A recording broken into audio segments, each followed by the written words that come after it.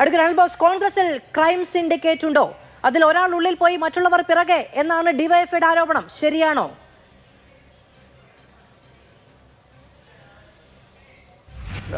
കേരളത്തിൽ അധികാരത്തിലിരിക്കുന്നത് കോൺഗ്രസ് പാർട്ടിയല്ല കഴിഞ്ഞ 10 വർഷക്കാലമായി. അങ്ങനെ ഏതെങ്കിലും ക്രിമിനൽസ് കോൺഗ്രസിൽ മാത്രമല്ല ഏതു പാർട്ടിയിലുണ്ടെങ്കിലും പിടിക്കണം. നിലവിലെ സാഹചര്യത്തിൽ കഴിഞ്ഞ കുറച്ച് കാലങ്ങളായി നമ്മൾ ചർച്ച ചെയ്യുന്ന കേസുകളിൽ 10-8 കേസിലും പ്രതി CPMകാരാണ്. ഇപ്പോൾ ചർച്ച ചെയ്യുന്ന സ്ത്രീ വിഷയമെടുത്താലും PT കുഞ്ഞുമുഹമ്മദ് അടക്കമുള്ള ആളുകൾ ക്രിമിനലുകളായി നിൽക്കുകയാണ്. അപ്പോൾ അതുകൊണ്ട് എല്ലാ സിൻഡിക്കേറ്റുകളെയും കയ്യാമം വയ്ക്കാൻ വേണ്ടിയുള്ള നടപടികൾ സ്വീകരിക്കട്ടെ.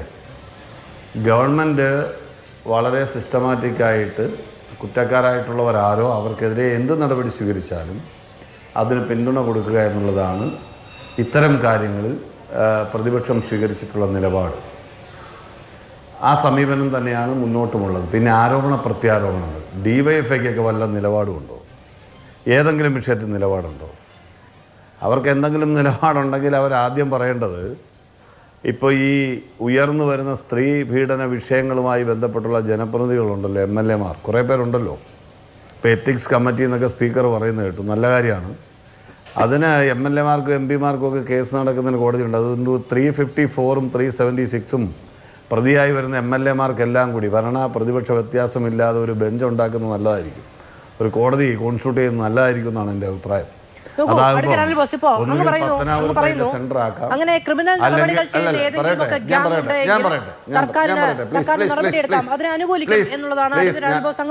നോക്കൂ, ഇപ്പോ അതെപ്പോഴാണ്? ഇന്നിപ്പോൾ ഈ കേസ് മൂന്നാമത്തെ കേസ് വന്നപ്പോൾ മുതൽ തന്നെ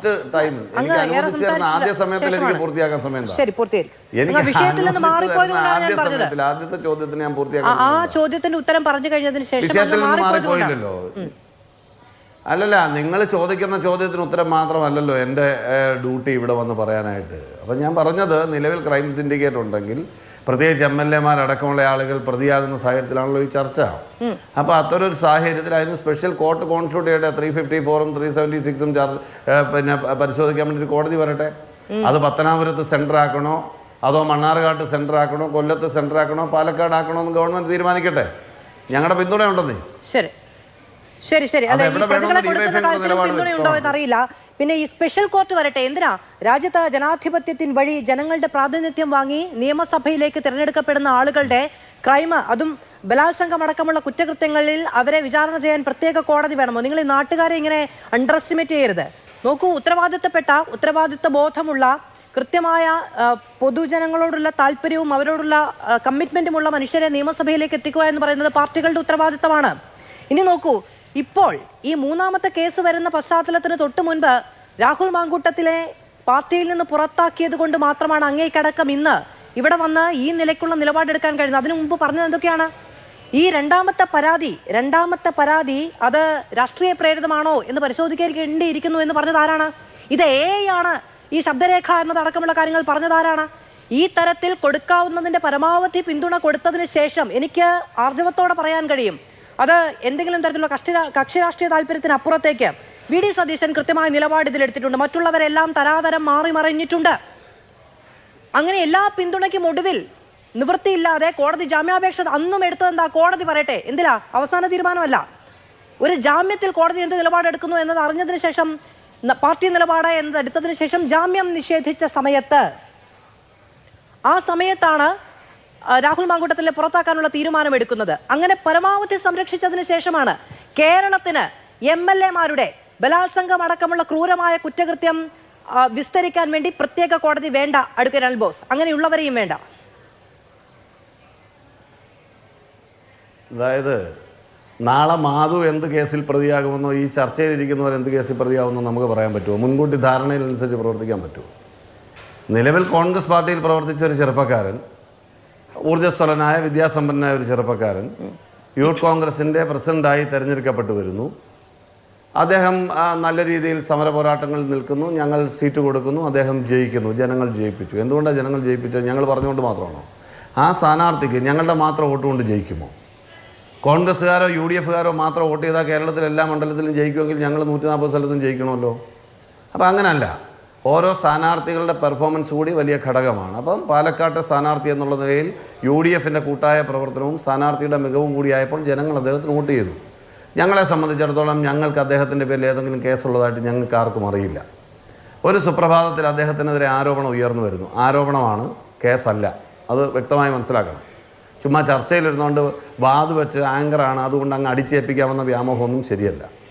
അപ്പം നിലവിലൊരു ആരോപണം ഉയർന്നു വരുന്നു, കേസില്ല, പരാതിക്കാരില്ല. എന്താ ചെയ്തത്? യൂത്ത് കോൺഗ്രസിൻ്റെ പ്രസിഡന്റ് സ്ഥാനം അദ്ദേഹം രാജിവെച്ചതിന് ശേഷം വീണ്ടും അത് ഗൗരവമായി പൊതുമണ്ഡലത്തിൽ ചർച്ച ചെയ്തപ്പോൾ അദ്ദേഹത്തെ സസ്പെൻഡ് ചെയ്തു. വീണ്ടും അദ്ദേഹത്തിനെതിരെ പരാതിയും കൂടുതൽ വിവാദങ്ങളും ഉയർന്നു വന്നപ്പോൾ വളരെ കൃത്യമായ ബോധ്യത്തോടു കൂടി അദ്ദേഹത്തെ പാർട്ടിയുടെ പ്രാഥമിക അംഗത്തിൽ നിന്ന് പുറത്താക്കി.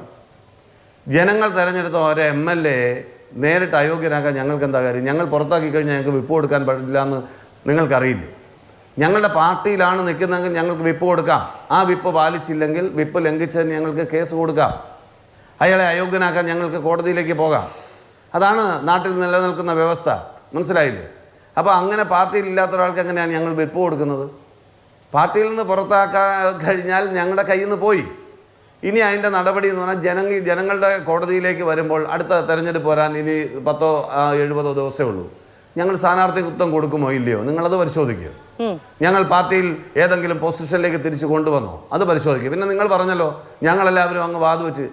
തുടക്കത്തിൽ ഒരു പക്ഷേ പാർട്ടിക്കകത്ത് നിൽക്കുന്ന ഒരാൾക്കെതിരെ ആരോപണം ഉയർന്നു വരുമ്പോൾ സ്വാഭാവികമായും പാർട്ടി പ്രവർത്തകരെ സംരക്ഷിക്കാൻ ഏത് നേതാവും പ്രതികരിച്ചെന്നിരിക്കും. പക്ഷേ ഈ ചർച്ചയിൽ പങ്കെടുക്കുന്ന ഒരാളെന്നുള്ള നിലയിൽ എനിക്ക് ഉത്തരവാദിത്തപ്പെട്ട നിലയിൽ പറയാൻ കഴിയും, തുടക്കം മുതൽ ഈ ചർച്ചയിൽ പങ്കെടുക്കുന്ന ഞാൻ ഈ വിഷയവുമായി ബന്ധപ്പെട്ട ഒരു ചർച്ചയിലും രാഹുൽ മാങ്കൂട്ടത്തിലെ ന്യായീകരിച്ചിട്ടുള്ള ആളല്ല.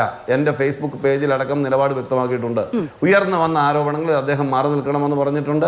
പാർട്ടിയെടുത്ത് നടപടിയെ ശ്ലാഘിച്ചിട്ടുണ്ട്, പിന്തുണച്ചിട്ടുണ്ട്. അതിനെതിരായി നടന്നിട്ടുള്ള എല്ലാ ക്യാമ്പയിനെയും തള്ളി പറഞ്ഞിട്ടുണ്ട്. അന്നും തള്ളി പറഞ്ഞിട്ടുണ്ട്, ഇന്നും തള്ളി പറയുന്നു. മനസ്സിലായില്ലേ?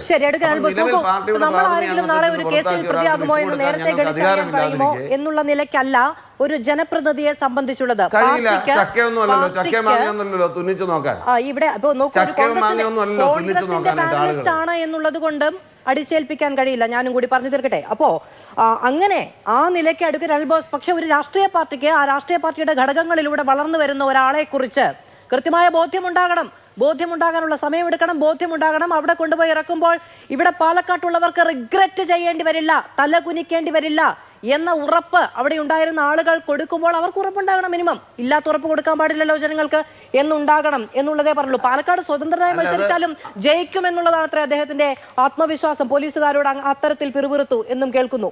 ഞാൻ വരാങ്ങിലേക്ക് അഡ്വക്കേറ്റ് ഉല്ലാസ് ബാബു, ഇത് നോക്കൂ, ഇപ്പൊ ഈ മൂന്നാമത്തെ കേസുമായി ബന്ധപ്പെട്ട് വളരെ കൃത്യമായി അങ്ങനെ പറഞ്ഞു പോകരുതേ. അല്ല, ഞാനങ്ങനെ ചോദ്യം ചോദിച്ചില്ല. ഞാനും ആരോപണം ഉന്നയിച്ചില്ല. ചോദ്യം ചോദിച്ചില്ല. അങ്ങനെയാണെങ്കിൽ പി കെ ശശി മാർക്സിസ്റ്റ് പാർട്ടിയുടെ എനിക്ക് കാര്യം അങ്ങ് CPM രണ്ട് ചോദ്യം ചോദിച്ചു, അങ്ങ് രണ്ട് ഉത്തരം പറഞ്ഞു. അങ്ങനെയോട് ഞാൻ രണ്ട് ചോദ്യം ചോദിച്ചു, അങ്ങ് രണ്ട് ഉത്തരം പറഞ്ഞു. ഞാൻ ഒരാരോപണവും ഉന്നയിച്ചില്ല. പാർട്ടിക്ക് ബോധ്യമുണ്ടാകണമെന്ന് പറഞ്ഞുള്ളൂ. പാർട്ടിക്ക് ബോധ്യമുണ്ടാകണമെന്ന് പറഞ്ഞുള്ളൂ. പി കെ ശശിയുടെ ചോദ്യം ഞാൻ അങ്ങോട്ട് ചോദ്യം ചോദിച്ചില്ല. ഞാൻ അങ്ങോട്ട് ചോദിച്ചില്ല. പ്രേക്ഷകരോട് സംസാരിക്കാം. ചോദ്യം ചോദിച്ചില്ലെന്നേ.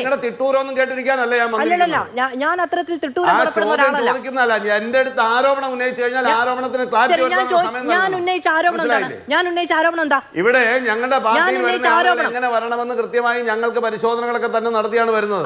ഒരാൾ ഒരു കേസിൽ പ്രതിയാകുമ്പോഴാണ് അതിൽ എന്ത് നടപടി സ്വീകരിക്കണമെന്ന് പാർട്ടികൾ ആലോചിക്കുന്നത്. അല്ല, അങ്ങനെയല്ല പറഞ്ഞത്. പക്ഷെ അങ്ങനെയല്ല പറഞ്ഞത്. നിങ്ങൾക്ക് ഒരിക്കലും തലകുനിക്കേണ്ടി വരില്ല എന്ന് വാഗ്ദാനം നൽകി. നിങ്ങൾക്ക് ഒരിക്കലും തലകുനിക്കേണ്ടി വരില്ല എന്ന് വാഗ്ദാനം നൽകുന്നത് ഉത്തമ ബോധ്യത്തോടെ ആയിരിക്കണം എന്നേ പറഞ്ഞുള്ളൂ. ഞാൻ ഒരു വെല്ലുവിളിയും മുന്നോട്ട് വെച്ചില്ല, ഒരു തിട്ടൂരും പുറപ്പെടുവിച്ചില്ല, ഒരു ചോദ്യവും ചോദിച്ചില്ല. ഞങ്ങളൊക്കെ തലകുനിക്കാതിരിക്കാൻ ഞങ്ങൾക്ക് കഴിയുന്നത് മാതൃകാപരമായ നടപടി സ്വീകരിച്ചത് കൊണ്ടാണ്. മാധു, ഈ കേരളത്തിലോ ഇന്ത്യയിലോ ഒരു രാഷ്ട്രീയ പാർട്ടിയും ഒരു ആരോപണം വന്നപ്പോൾ തന്നെ ഇത്തരം ഒരു മാതൃകാപരമായ നടപടി സ്വീകരിച്ചിട്ടില്ല. മനസ്സിലായിക്കോ? ഒരാരോപണവും വന്നപ്പോഴും ആ സമയത്ത് അങ്ങനെ ഇത് നോക്കൂ, ഇത് അങ്ങൊരു കാര്യം പറയുകയാണ്. അപ്പോൾ ഞാൻ അതിന് മറുപടി പറയാതെ പോകാൻ പറ്റുമോ? അങ്ങയുടെ രീതിയിലാണെങ്കിൽ ഒരാരോപണവും വന്ന ഉടനെ നടപടി സ്വീകരിച്ചില്ല.